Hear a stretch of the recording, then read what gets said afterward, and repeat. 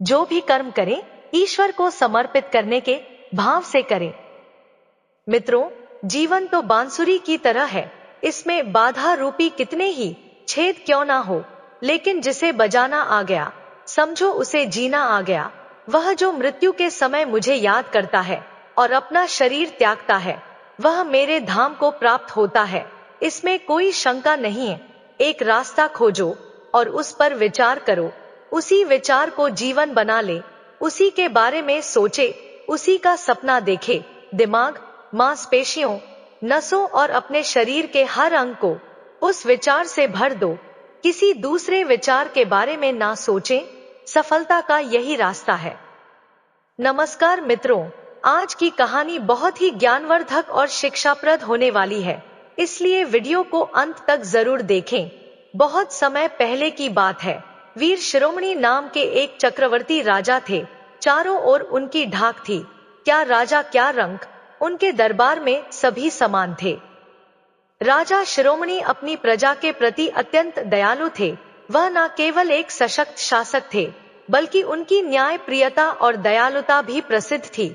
वह अक्सर भेष बदलकर राज्य में घूमते थे, ताकि वह सीधे प्रजा की समस्याओं को देख सकें और उनका समाधान कर सकें। इस कारण उनकी प्रजा उन्हें बहुत सम्मान और प्रेम करती थी। राजा शिरोमणि का शासन हर दिशा में फैला हुआ था। उनकी राजधानी में व्यापार, शांति और समृद्धि थी। हर व्यक्ति, चाहे वह अमीर हो या गरीब, अपने कष्टों के समाधान के लिए राजा शिरोमणि के पास पहुंचता था और राजा सदा अपनी प्रजा की सहायता करते थे। ऐसे समय में शिरोमणि के राज्य पर देवराज इंद्र को ईर्ष्या होने लगी। वह भगवान शिव के पास गए और बोले, हे महादेव, राजा शिरोमणि पाखंडी है। वह प्रजा के बीच में अच्छाई का ढोंग कर रहा है। वह दिखावा करता है कि वह प्रजा का भला चाहता है, लेकिन असल में वह केवल अपनी प्रतिष्ठा बढ़ाने के लिए यह सब कर रहा है। भगवान शिव ने इंद्रदेव से कहा, इंद्रदेव, तुम गलत समझ रहे हो। राजा शिरोमणि जैसा नेक दिल और न्याय प्रिय राजा इस धरती पर दूसरा नहीं है। वह अपनी प्रजा के लिए जीता है और उसकी नियत पूरी तरह से शुद्ध है। लेकिन इंद्रदेव ने कहा, हे महादेव, यदि यह सच है तो मैं उसकी परीक्षा लेना चाहता हूँ। भगवान शिव ने इस पर सहमति दी और उन्होंने एक योजना बनाई। वे मूर्ति बनाने वाले का रूप धारण कर राजा शिरोमणि के दरबार में पहुंचे। उनके हाथ में भगवान शिव, देवी पार्वती, भगवान विष्णु और भगवान श्री कृष्ण की अद्भुत मूर्तियां थी। राजा शिरोमणि ने इन मूर्तियों को देखा तो वह मंत्र मुग्ध हो गए। उन्होंने आज तक ऐसी सुंदर मूर्तियां नहीं देखी थी। राजा ने मूर्तिकार से वे सारी मूर्तियां खरीद ली और उसका खूब आदर सत्कार किया। मूर्तिकार ने राजमहल में एक और मूर्ति दिखाई, जो लोहे से बनी थी और बहुत चमकदार थी। वह मूर्तिकार बोला, महाराज, यह मूर्ति विशेष रूप से आपको ही समर्पित की जाती है। कृपया इसे भी खरीद ले तो आपका आशीर्वाद मिलेगा। राजा शिरोमणि ने वह मूर्ति भी खरीद ली, लेकिन वह लोहे की मूर्ति कोई साधारण मूर्ति नहीं थी, बल्कि वह शनिदेव की मूर्ति थी। राजमहल में आते ही राजा शिरोमणि की सारी संपत्ति और सुख संसार नष्ट होने लगे। शनिदेव के क्रोध के कारण भगवान विष्णु और शिव पार्वती की मूर्तियां खंडित हो गई। महल के बगीचे उजड़ गए, तालाब और कुएं सूख गए, खेतों में फसलें बर्बाद हो गई और राजमहल में हर ओर एक अजीब सी चुप्पी छा गई। राजमहल की जो भव्यता और समृद्धि पहले थी, वह सब अब धूल में मिल चुकी थी। यहाँ तक कि राजसभा में बैठे सिपाही भी शत्रु राजा से मिलकर विद्रोह कर बैठे। वह राज्य जहाँ एक समय सोने की वर्षा होती थी, अब वहाँ केवल धूल ही धूल थी। रानी ने घबराकर राजा से कहा, स्वामी, अब इस राज्य में कैसे रहा जा सकता है? हर ओर विपत्ति छाई हुई है। हम मायके चले, कम से कम वहाँ खाने पीने की कोई कमी नहीं होगी। राजा ने एक फीकी मुस्कान के साथ हंसते हुए कहा, तुम मायके चली जाओ, पर मैं इस बुरी हालत में घर की दहलीज पर क्या मुंह लेकर जाऊंगा? मैं तो भगवान का नाम लेकर यहीं पड़ा रहूंगा। अपना घर सम्मान है, और सम्मान कहीं भी मिले वही असली घर होता है। बिना इज्जत के रोटी खाने से भूखों मर जाना कहीं अच्छा है। रानी ने दुखी होकर कहा, महाराज, जहां आप हैं वहीं मैं हूँ। मैं आपको अकेला छोड़कर नहीं जा सकती हूँ। लेकिन अब यहाँ ठिकाना नहीं है। राजा शिरोमणि ने संजीदगी से कहा, ठीक है, कहीं परदेश में चले जाएंगे, मेहनत मजूरी करेंगे और जैसे तैसे अपना पेट भरेंगे। रानी ने कहा, यह ठीक रहेगा। आज रात को ही चुपके से यहाँ से निकल चलेंगे। अंधेरा होते ही राजा और रानी चल पड़े। ना कोई बात पूछा, ना किसी का सहारा लिया। दोनों अपने आप में गहरे विचारों में डूबे थे। सोच रहे थे कि कहाँ जाएं। चलते चलते उनके कदम थकने लगे। थोड़ी देर बाद उन्हें एक छोटी सी झोपड़ी दिखाई दी। दोनों ने एक दूसरे को देखा और फिर धीरे धीरे उसी दिशा में बढ़ चले। झोपड़ी के पास पहुंचकर राजा शिरोमणि ने दरवाजा खटखटाया। अंदर से एक बुढ़िया बड़बड़ाती हुई बाहर आई। उसका चेहरा क्रोध से भरा हुआ था और वह बोली, क्या बात है? किसी को चैन से सोने नहीं देते हो? क्या रात का कोई लिहाज नहीं है? रानी ने अपने कष्ट और नम्रता का प्रदर्शन करते हुए कहा, माँ, हम बहुत मुसीबत में हैं। कृपया आज की रात हमें अपने घर में ठहरने की इजाजत दे। सवेरा होते ही हम चले जाएंगे। आपको कोई तकलीफ नहीं होगी। बुढ़िया ने उन दोनों की बातों का कोई असर नहीं लिया। वह गरजते हुए बोली, रात भर घर में टिकने की बात करते हो? क्या समझ रखा है? हमें तुम दोनों को घर में जगह देने से हमारी कोई मदद नहीं होगी। यह कोई सराय नहीं है। चले जाओ और अपनी राह खुद बनाओ।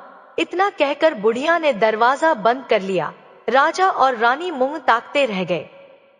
वे अत्यंत निराश और थक हार कर भूखे प्यासे एक पेड़ के नीचे बैठ गए। उनका शरीर ठंड से कांप रहा था और भूख से उनकी आत्मा व्याकुल हो रही थी। रात भर वे वहीं ठिठुरते रहे, यह सोचते हुए कि अगले दिन क्या होगा। उनकी स्थिति दयनीय हो चुकी थी, लेकिन वे खुद को संभालने की पूरी कोशिश कर रहे थे। सवेरा होते ही जैसे तैसे उन्होंने उठकर अपनी यात्रा फिर से शुरू की। लगातार वे चलते रहे और एक छोटे से नगर में पहुंच गए। वहां के राजा का महल बन रहा था और शहर के चारों ओर मजदूरों की भीड़ थी। विभिन्न देश विदेश से लोग वहां काम करने आए थे और उनमें राजा रानी भी शामिल हो गए। उन्होंने बिना किसी शर्म के मजदूरी की और ईंट गारा ढोने लगे। दिन भर की मेहनत के बाद भूख और थकान के बीच उन्हें सूखी रोटी मिल पाई। राजा और रानी ने वही खाया और फिर रात को एक कोने में सो गए, सोचते हुए कि उनका भाग्य कभी बेहतर होगा या नहीं। इधर भगवान शिव ने जब शिरोमणि की यह दुर्दशा देखी तो उनका हृदय द्रवित हो गया। वह इंद्रदेव से बोले, इंद्रदेव, अब बहुत हो चुका। यह क्या परीक्षा है? अब इसे समाप्त करो। लेकिन इंद्रदेव को इससे संतोष नहीं हुआ। उन्होंने जवाब दिया, हे महादेव, क्या यही परीक्षा थी? मुझे एक और कठिन परीक्षा चाहिए। भगवान शिव को इंद्रदेव की निर्दयता पर गहरा क्रोध आया, पर वे जानते थे कि अपने भक्त की महिमा दिखाना आवश्यक था। इसलिए उन्होंने एक ब्राह्मण का रूप धारण किया और राजा शिरोमणि के दरवाजे पर आए। वह गिड़गिड़ाते हुए बोले, मैं एक बहुत गरीब ब्राह्मण हूँ। कल मेरी बेटी की शादी है, लेकिन घर में ना तो धन है और ना ही कोई संसाधन। मैं बड़ी कठिनाई में हूँ। कृपया कुछ मदद करें। जो आप देंगे, भगवान उसका चौगुना करके लौटा आएंगे। राजा शिरोमणि ने लाचार होकर कहा, मैं मदद करना चाहता हूँ ब्राह्मण देवता, पर इस समय मेरी भी कोई हालत नहीं रही। जो कुछ भी था वह सब खत्म हो चुका। हाँ, अगर कुछ काम करने को हो तो मैं तैयार हूँ। रानी जो यह सब सुन रही थी, उसकी आंखों में आंसू आ गए। आज पहला दिन था जब किसी जरूरतमंद उनके दरवाजे से खाली हाथ लौटने वाला था। यह देखकर रानी से रहा नहीं गया। वह राजा के पास आई और बोली, ठहरिए महाराज, हम कंगाल नहीं हुए हैं, अभी कुछ बचा है। यह लीजिए मेरा हार, इसे ब्राह्मण को दे दीजिए। सब कुछ चला गया, पर यह हार हमारी आखिरी संपत्ति है।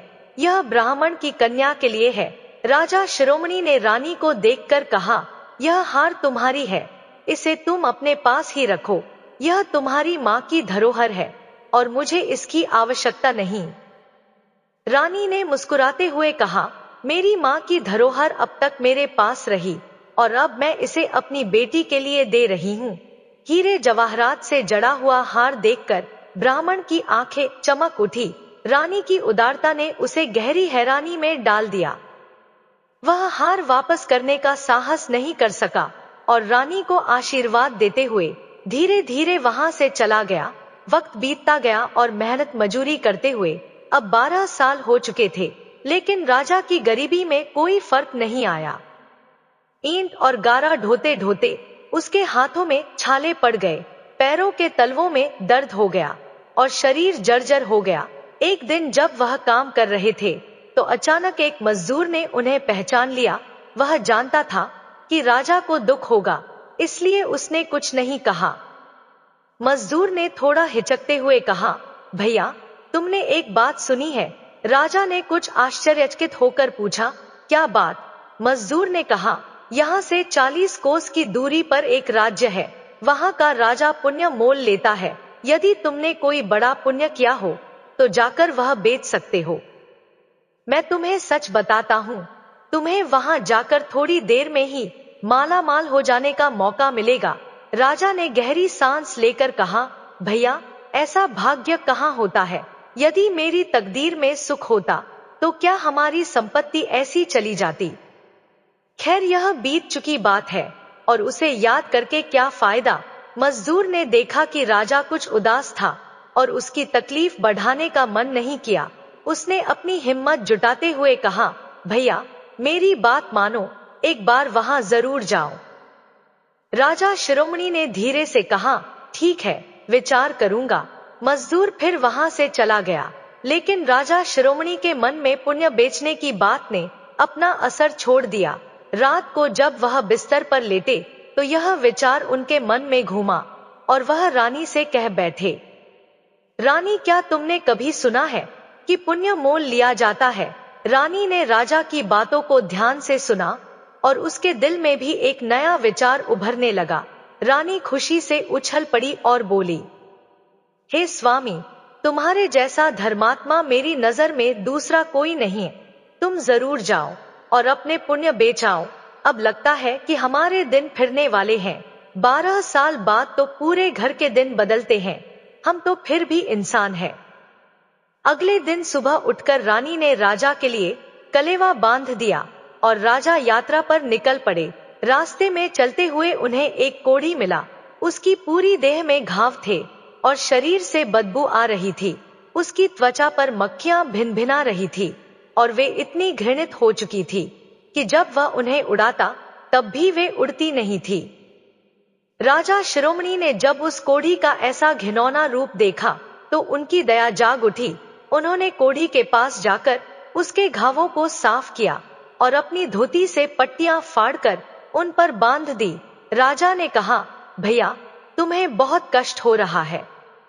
कोढ़ी ने जवाब दिया, कष्ट तो है ही, लेकिन भूख के मारे मेरी जान निकल रही है।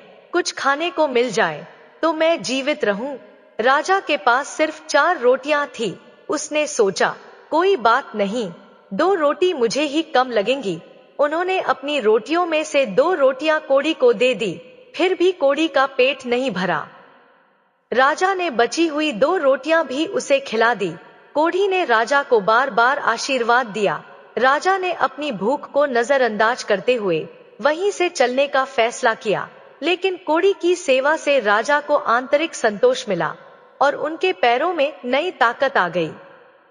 अब उन्हें अपनी भूख का भी ध्यान नहीं रहा। राजा शिरोमणि चल पड़े। चलते चलते उनका हाथ अचानक आटे की पोटली पर पड़ा और उन्हें याद आया कि उनके पास कुछ आटा है। उन्होंने पास के लकड़ी के ढेर से कुछ लकड़ियां जुटाई और आग जलाई। जब वह रोटियां सेंक रहे थे, अचानक एक कुत्ता हांफते हुए उनके पास आया और पूंछ हिलाते हुए उनके सामने खड़ा हो गया। राजा शिरोमणि ने अपने सामने रखे हुए रोटियों में से एक रोटी कुत्ते को दे दिया। कुत्ता भूखा था, उसने झट से उस रोटी को खा लिया। फिर वह राजा की ओर ऐसे देख रहा था जैसे वह और कुछ खाना चाहता हो। राजा ने दूसरा रोटी भी कुत्ते को दे दिया। कुत्ता खुशी खुशी खाना खाकर वहां से चला गया। राजा का मन प्रसन्न हो गया। उन्हें लगा जैसे उनकी भूख और प्यास पूरी हो गई हो। राजा शिरोमणि ने ठंडा पानी पी लिया और मन में सोचा कि जीवन की सच्ची खुशी सिर्फ दया और उदारता में है। वह फिर यात्रा पर चल पड़े। राजा शिरोमणि अपनी यात्रा के दौरान पुण्य बेचने वाले राजा के महल तक पहुंच गए। दरबान उन्हें भीतर ले गया और राजा के सामने प्रस्तुत किया। उस राजा ने शिरोमणि को एक रहस्यमय डिबिया दी और कहा, तुमने जो भी पुण्य किए हैं उन्हें स्मरण करो। इस डिबिया के शीशे में वे तुम्हें दिखाई देंगे। राजा शिरोमणि ने मन ही मन अपने जीवन के उन क्षणों को याद करना शुरू किया जब उन्होंने मंदिर, शिवालय और धर्मशालाएं बनवाई थी। उन्होंने साधु संतों की सेवा और गरीबों की सहायता करने के अनेक प्रयास भी याद किए। लेकिन जैसे ही उन्होंने डिबिया में देखा, उसमें कुछ भी नहीं दिखा। यह देखकर वे अत्यंत लज्जित हो गए और राजा से बोले, हे राजन, मुझसे बहुत बड़ी भूल हो गई।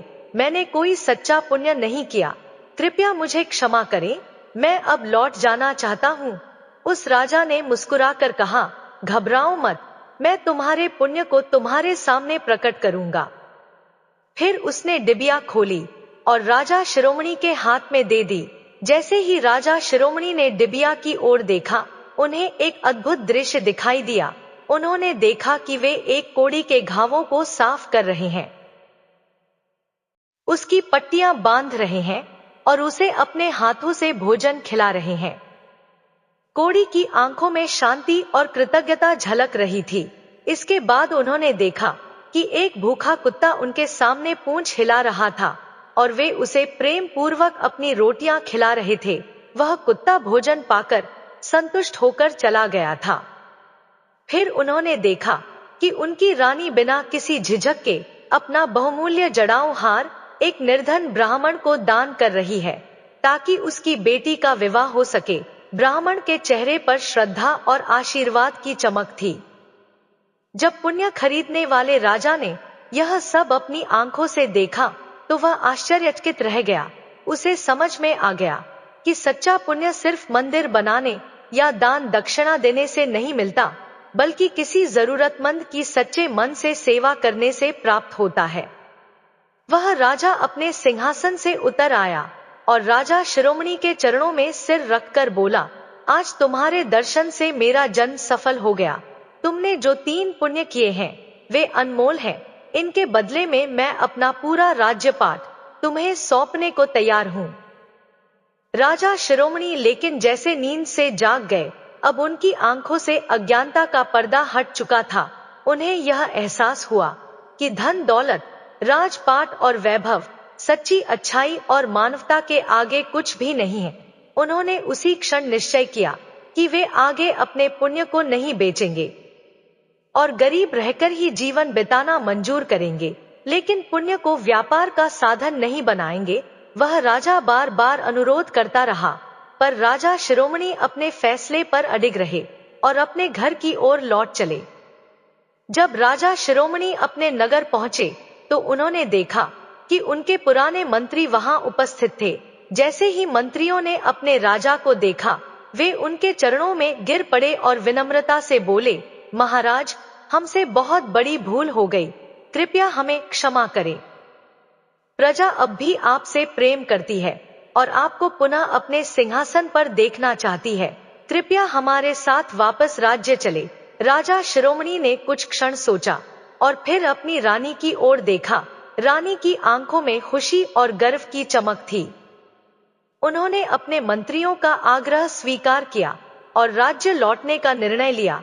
जैसे ही राजा शिरोमणि पुनः अपने राज्य में पहुंचे, चारों ओर खुशी की लहर दौड़ गई।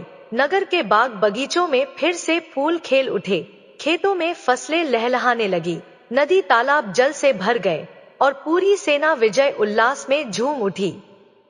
स्वर्ग से यह दृश्य देखकर इंद्रदेव को अपने किए पर बहुत पछतावा हुआ। उन्होंने भगवान शिव से कहा, हे महादेव, राजा शिरोमणि जैसा महान और सच्चा राजा इस संसार में कोई और नहीं है। भगवान शिव ने मुस्कुराकर कहा, इंद्रदेव, यह राजा शिरोमणि की सच्ची परीक्षा थी। और उन्होंने इसे पूरी श्रद्धा और दया के साथ उत्तीर्ण किया है। यही सच्चे धर्म का मार्ग है। इस प्रकार राजा शिरोमणि ने यह सिद्ध कर दिया कि सच्ची महानता सिर्फ राजा होने में नहीं, बल्कि सेवा, दया और उदारता में निहित है। मित्रों, आप जो भी कर्म करें, भगवान को समर्पित करने के भाव से करें। अगर ऐसा करते हैं तो निश्चित ही आपका कल्याण होगा। गीता में भगवान श्री कृष्ण ने कहा है कि पुण्य कर्म मुझे समर्पित कर दो, मुझे अर्पण कर दो, नहीं तो उसके बंधन में बंधेगा। लेकिन जहां तक पाप कर्म की बात है, तो कहा गया है कि वह भोगना ही पड़ता है। मित्रों, आपको हमारी यह कहानी कैसे लगी, यह हमें कमेंट बॉक्स में कमेंट करके जरूर बताएं।